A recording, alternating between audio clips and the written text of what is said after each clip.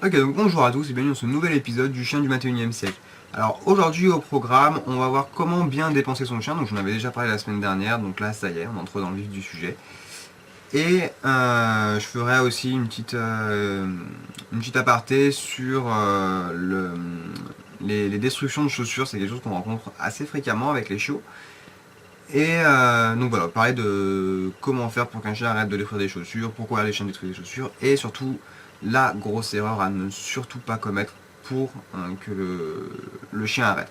Ok, donc on se retrouve tout de suite.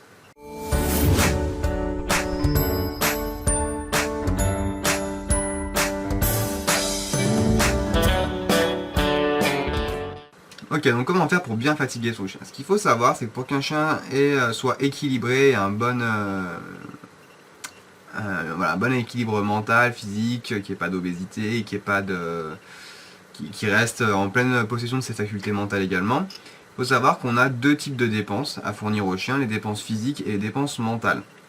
Donc les deux sont importantes et les deux sont nécessaires. Et on va voir tout de suite à quoi ça correspond. Donc les dépenses physiques, ça va être, comme son nom l'indique, tout ce qui va dépenser physiquement le chien. Donc les courses à pied, les grandes randonnées, les balades. Tout ça, c'est vraiment la meilleure façon, on dit entre guillemets, de fatiguer son chien. C'est une des meilleures façons de fatiguer son chien. Ça va être de le sortir, de l'emmener se balader. Vous partez pendant une heure ou deux, une grosse balade. Normalement, en revenant, le chien il sera un peu plus fatigué que quand il est parti, si ce n'est complètement à plat. Donc voilà, il faut savoir que la durée sur les balades, les randonnées, si vous allez courir un petit peu avec le chien de temps en temps, c'est encore mieux. Mais ce qu'il faut savoir, c'est que voilà, c'est la durée, la distance qu'il faudra faire avec le chien dépendra énormément du chien en lui-même, de sa race, de son âge. Donc c'est sûr qu'avec un chiot, vous partez vous balader une demi-heure, le chiot il est carpette, il ne peut plus bouger, il dort pendant 3 jours.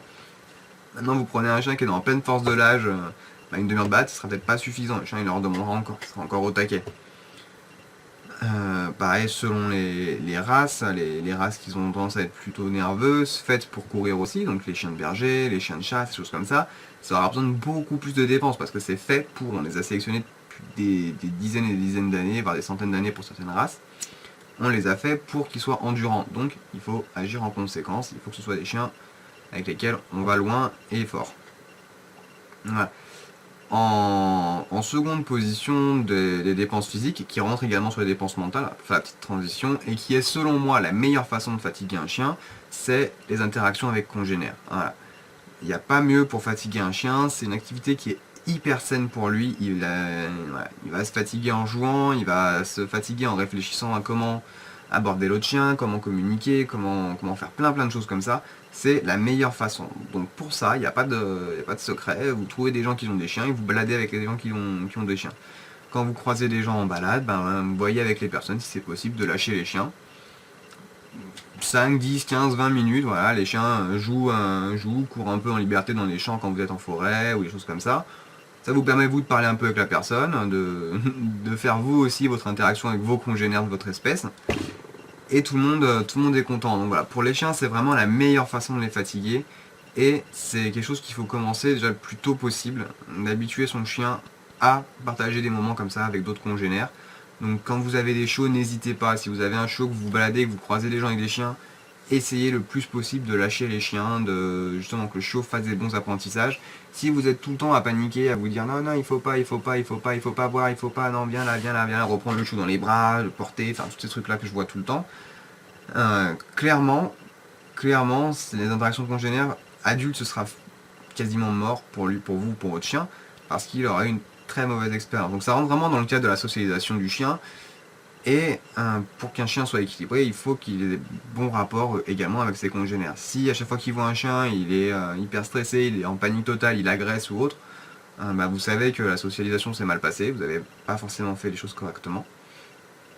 Ou ça peut être aussi indépendant de votre volonté, il peut y avoir une mauvaise expérience que vous n'avez pas pu gérer. Et voilà, mais voilà. Sachez que les interactions congénères, c'est la meilleure façon de fatiguer un chien. Voilà.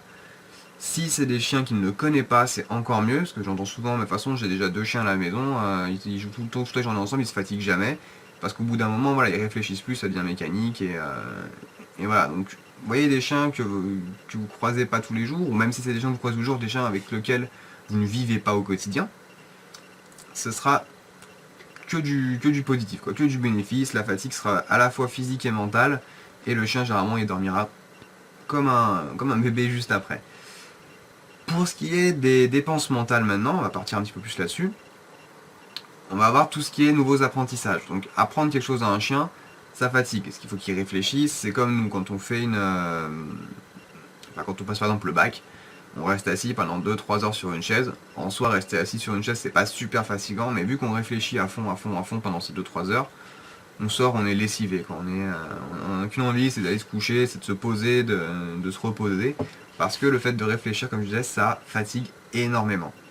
Donc voilà, faire des nouveaux apprentissages. C'est pas forcément des apprentissages utiles, dans le sens où vous n'êtes pas obligé d'apprendre à votre chien assis, couché, au pied, pas bouger, l'éducation entre guillemets de base. Vous pouvez très bien lui apprendre ce qu'on peut appeler des tours ludiques. Apprenez-lui à tourner, à rouler, à faire le beau, à faire le mort. Apprenez-lui, je sais pas, des trucs comme ça, des trucs rigolos. En plus, vous passerez un bon moment à lui apprendre. Le chien va s'amuser, vous allez vous amuser, et parce que le chien va réfléchir, il va se fatiguer. Une autre activité, un sport que je conseille énormément, que je conseille de plus en plus, c'est le pistage. Alors, l'avantage du pistage, c'est que le chien doit se concentrer uniquement sur son nez. Donc, c'est pas un sport qui favorise l'excitation. C'est pas une activité qui favorise l'excitation. Si vous avez un chien qui est excité, qui court dans tous les sens, la piste, il va la perdre et finalement, il aura tout perdu. Il est obligé de se concentrer, de rester concentré sur la piste, sur son nez, et ça le fatigue énormément. Donc, les chiens qui ont tendance à être très très excités, très très dispersés, pour vraiment les fatiguer et les cadrer un petit peu, mais je tendance à favoriser le pistage. Donc après, vous n'êtes pas forcément obligé de faire du pistage utilitaire ou du cavage, vous êtes dans des clubs ou choses comme ça, vous pouvez trouver des initiations de pistage, un bouquin de pistage, regardez comment ça marche et tracez vous-même vos propres pistes dans le jardin ou faire des petits jeux de pistage. Je pense que je consacrerai une vidéo justement pour montrer 2-3 petits trucs, comment faire du pistage de salon, pistage à la maison. Et voilà, ça c'est une activité qui va fatiguer les chiens et qui aura surtout l'avantage de les poser. Voilà. Ce qu'il faut faire attention quand on veut fatiguer son chien, les choses à pas faire. Enfin, moi ce que je vous déconseille vraiment de faire pour fatiguer un chien, c'est les jeux de balles. Donc, prendre une balle, la lancer au chien, le chien va chercher la balle, il ramène. On lance, le chien va chercher, il ramène. On lance, le chien va chercher, il ramène. C'est pareil pour les frisbees, pour les bâtons, pour les cailloux. Pour tout ce qui se lance et que le chien doit ramener. Ça, vous oubliez pour fatiguer le chien. Moi j'aurais plutôt tendance à dire c'est pas des jeux auxquels un chien devrait jouer, c'est pas des jeux qui sont naturels dans un sens. Et le problème c'est que c'est des trucs qui sont mécaniques. Le chien passe en mode pilote automatique et il réfléchit plus. Il réfléchit plus, la fatigue elle se fait même pas ressentir parce que certains chiens peuvent le faire pendant des heures et des heures et des heures et des heures. Ils se renforcent tout seuls en faisant ça, ils se font des shoots d'adrénaline liés à l'instinct de proie qu'il peut y avoir à courir après quelque chose qui bouge. Voilà, pour moi c'est pas une activité intéressante pour un chien. Et ça fatigue, ça a jamais fatigué un chien. Donc je vous déconseille vraiment d'utiliser les jeux de balles, les jeux de frisbee, toutes ces choses-là. Voilà. Préférez partir en balade, préférez voir d'autres chiens, apprendre des trucs aux chiens, mais évitez vraiment de passer 3 heures dans le jardin à lancer une balle. Hop, hop, hop. C'est mécanique, ça sert à rien. Et dans certains cas, ça rend les chiens bêtes. Ça les force pas à réfléchir en tout cas. Voilà, donc c'est après tout écouté pour comment fatiguer son chien. Je dis quand même pas mal d'informations. J'essaierai, je pense, dans la semaine, de faire un article récapitulatif de tous ces points-là, histoire d'avoir une version écrite de tout ça. Et puis, voilà, ce qu'il faut retenir, c'est que pour fatiguer son chien, il y a 2 types de dépenses, physique et mentale. Pour maximiser la dépense, c'est bien, enfin la fatigue du chien, c'est bien d'avoir les deux, pour être tranquille par la suite. Donc, les meilleurs, ça va être on va dire le top 3, on va dire en premier lieu les balades, donc sortez les chiens, ensuite on va augmenter avec les apprentissages, apprendre des choses à son chien. Ça peut être même apprendre, vous travaillez en ce moment l'éducation de votre chien, vous travaillez à la marche en laisse, vous allez faire une séance de marche en laisse, le chien sera un peu plus fatigué au retour.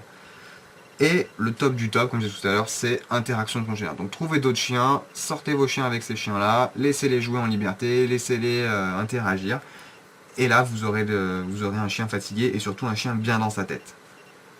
Voilà, donc écoutez, on va passer à la suite.